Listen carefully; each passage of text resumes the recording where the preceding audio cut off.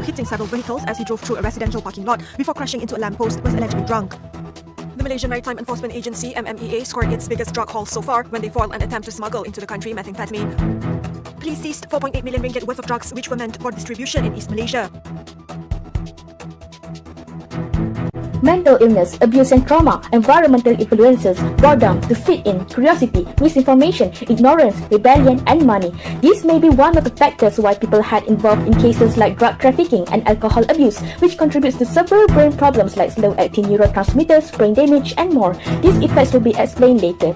In conjunction with our topic, I will explain briefly about action potential. An action potential is a rapid change in polarity across a portion of an axonal membrane as the nerve impulse occurs. There are two types of gated ion channels in the axonal membrane, one that allows the passage of sodium ion and another one is for potassium ion. These gated ion channels open and close in response to a stimulus. Let's take a look on axon. At the resting state, the inside of the neuron is more negative than the outside. To generate the action potential, we need a stimulus that can reach or pass the threshold. So, this causes sudden entrance of sodium and making the inside of neuron become more positive. This making the action potential to swings up from negative 70 millivolts to positive 35 millivolts. So, this is called depolarization. This process continues until it reaches the equilibrium of sodium ions. When sodium ions reach the equilibrium, the reversal in polarity causes the potassium gated channels to open. Potassium ions which are inside of the axon wants to leave the axon. This process is called repolarization. This making the action potential swings back from positive 35 millivolts to negative 70 millivolts. I will pass to Christina for further explanation. So I will explain the proportional of action potential. So did you know that in non-melanin such as a sensory receptor in the skin, the action potential travel down on an axon on a small sections at a time at speed 1 meters per second. There is unlimited axon, also known as non-unlimited axis. Action potential move down the axon in one direction. Outside of the channel contain the sodium ion channel.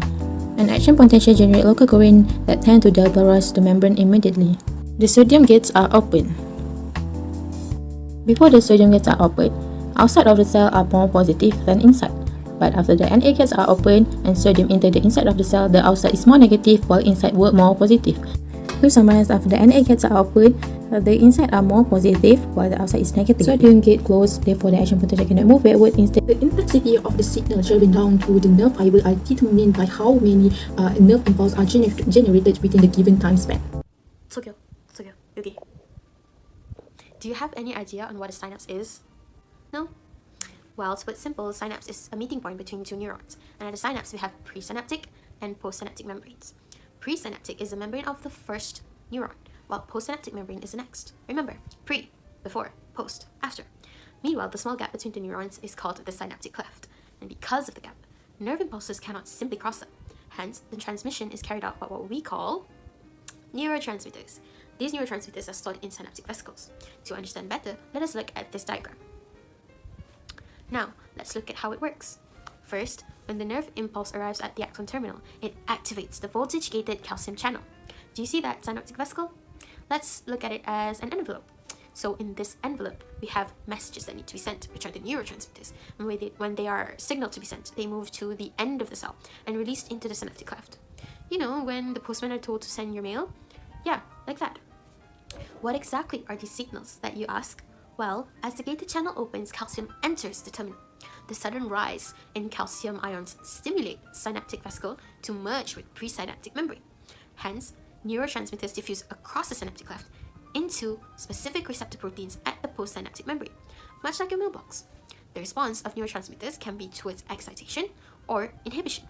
Excitatory neurotransmitters that use gated ion channels are fast-acting, while other neurotransmitters that affect the metabolism of the postsynaptic cell are slower acting. After neurotransmitters are released into the cleft and a response has been initiated, it is then removed from the cleft. In some synapses, the postsynaptic membrane contains enzymes that rapidly inactivate the neurotransmitter. So in others, the presynaptic cell is responsible for reuptake, a process by which it rapidly reabsorbs neurotransmitters, possibly for repackaging in synaptic vesicle or for molecular breakdown. All in all, the short existence of neurotransmitters at the synapse prevents continuous stimulation or inhibition of postsynaptic membranes. Do you get it now? Great! 그럼 나 먼저 갈게. 안녕! Next, I will explain the effect of using drug and alcohol. I will explain the effect of drug taking and drug overdose. Thus, I will focus on nicotines. Do you guys know that nicotine has a lot of effect that you think?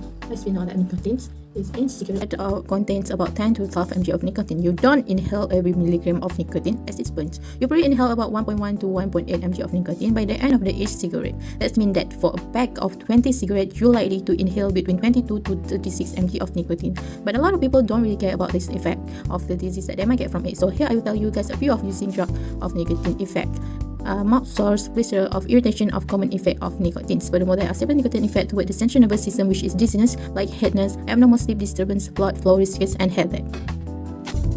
Alcohol can affect your nervous system. Alcohol will make you high until your brain and your body can't communicate anymore. This causes you to having a hard time to think wisely. Alcohol causes you more damage to your central nervous system. You may experience numbness, tingling sensations in your feet and hands. Therefore, you should never drive after drinking. Stop drinking alcohol for our heart and other health. Good afternoon, Dr. Sriram. Thank you for accepting this interview on such short notice. I am a student in Foundation Studies of Agricultural Science, University Putra, Malaysia, and we are trying to get a better understanding of action potential and synaptic transmission. Before we get started, could you provide me with an introduction to your own background? Hello, greetings, and good afternoon for those who are viewing this interview. So I'd like to thank Zeewan for calling me and giving me an opportunity to share my thought on alcohol and drug influences in our modern society scientifically. Me, myself, I am Sriram Rajaram and completed my foundation in medical science in 2014 and also my MBBS in December 2020. Both was at Management and Science University, Shah Alam. Thank you for your self-introduction. What are your views on alcohol and drugs being overused? Okay, so alcohol and drugs being overused. Alcohol, first of all, it is euphoric drug. So it's actually, many people consume alcohol because it has a relaxing effect. And drinking can be healthy social experience, but consuming large amount of alcohol, even at one go, can lead to serious health complications.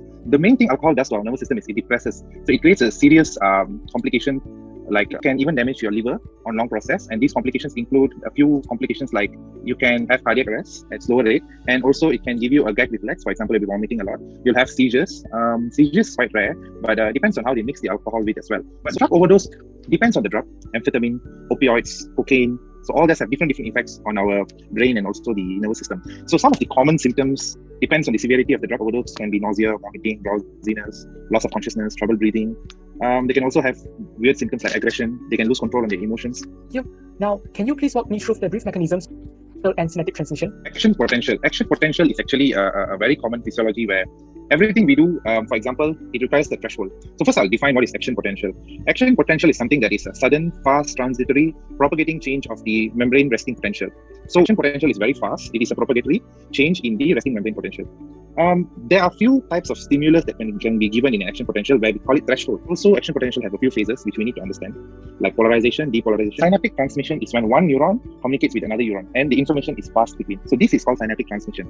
So this is what I say. The potential which is created will be doing electrical impulse which will be passed between neurons. So simply this transmission is called as synaptic transmission. I see. Now, can you explain how alcohol will slow down our thought process? Alcohol gives inhibitory effect. Unlike nicotine, nicotine fires everything up, doubles. But alcohol and drugs, they suppress them. They reduce this, so our senses will get reduced, our feeling will get reduced. The conversion of the electrical to chemical will be very, very, very, very less because this happens at the synapse. So when the alcohol inhibits the synapse process, our brain cannot function normally. We can't do the normal electrical impulse generation. So therefore, our threshold will be reduced. And also, what another thing alcohol does is alcohol reduces the exchange between the two neurons. As that the alcohol will inhibit the neurotransmitter release from one neuron to another neuron, which will cause decrease in the neuronal function. Drugs mimic brain's own chemicals. Okay, what these drugs do, our brain creates their own chemicals.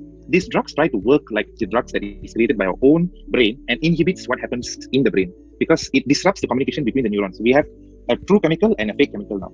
So these two will create confusion to the brain. So that is why people who take drugs can't differentiate between reality and hallucination. They see things which is not there because of these chemicals which duplicate the real function of the brain. For example, we can say amphetamine and cocaine. Amphetamine and cocaine will release a large amount of abnormal neurotransmitters which cannot be differentiated by the brain. Lastly, how do drugs such as nicotine affect us? I think it's actually a very powerful acetylcholine receptor agonist. We have these two important words called agonists and antagonists in the medical field. Agonist means promoter. Antagonist means preventer. So when they say he's an acetylcholine agonist, it means it amplifies the effect of the neurotransmitter, especially acetylcholine. So acetylcholine is actually a very important neurotransmitter where the communication between the synapses occur. So what happens is this nicotine will just increase the work of the acetylcholine. So the neurons firing from this synapse to this, from the presynaptic to the postsynaptic increases much more rapidly. Just a small abbreviation where what happens is this is nicotine, this is your activity before nicotine, and this is your activity after nicotine. So nicotine just increases your activity rapidly suddenly because of the acetylcholine surge of transmission. But at the other end, alcohol, which is ethanol. Most of the time people consume ethanol. That is what it's presented everywhere. So ethanol actually depresses. So you have a minimal amount of activity going on here, and then slowly over time it regresses and it becomes less. And then you slowly pass out. That's it. It will become a straight line, but you are not dying. Sunday is told. So just passing out. So nicotine increases, alcohol decreases. Okay, that's it. Now, before we end this interview, is there anything you'd like to add? Something we forgot to ask about? Knowing about drugs and alcohol and also nicotine is very good, especially if you are going to become a doctor and you are going to work in the primary care field where it's called klinik kesihatan, because most of these problems will be seen there. One thing which all of us fail to identify, which is very important among people, is anxiety and depression. This is a message I will tell everybody, whoever I meet. At the end, depression and anxiety is present in almost everybody.